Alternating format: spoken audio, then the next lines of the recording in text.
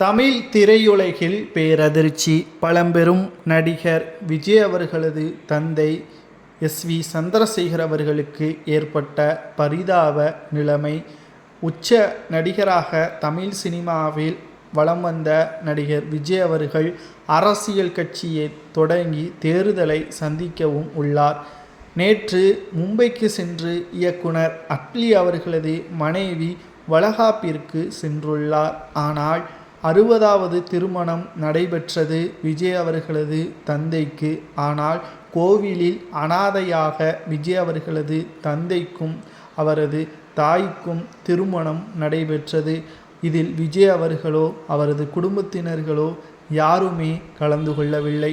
மனவேதனையில் இருந்த விஜய் அவர்களது தந்தை ஒரே வார்த்தையில் கூறினார், எனது மகன் எங்கிருந்தாலும் நன்றாக இருக்க வேண்டும், நல்ல தொழிலை நடத்த வேண்டும், வளர்ச்சியில் இருக்க வேண்டும், இதுதான் எங்களது ஆசை.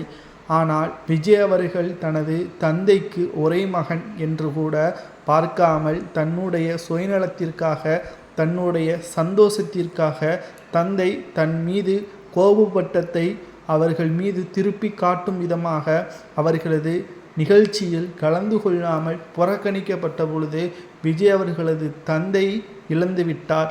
அவரது மனைவியுடன் விவாகரத்து.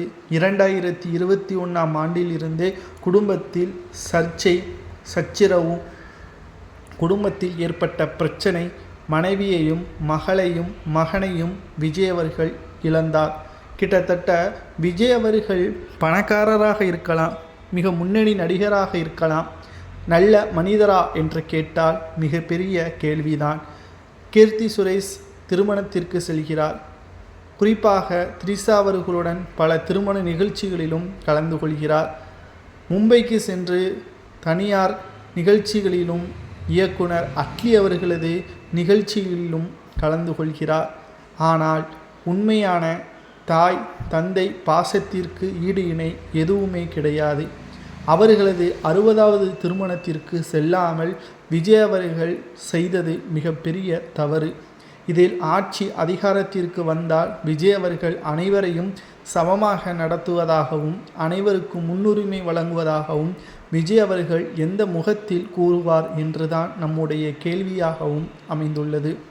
விஜய் அவர்களது தந்தை ஒருவேளை உடல்நலக் குறைவின் காரணமாக மருத்துவமனையில் அனுமதிக்கப்பட்ட போதும் கூட நேரில் சென்று நலம் விசாரிக்க மாட்டார். தொலைபேசியிலேயோ அல்லது உதவியாட்களை அனுப்பியோ நலம் விசாரிப்பார் என்றும் கூறப்படுகிறது.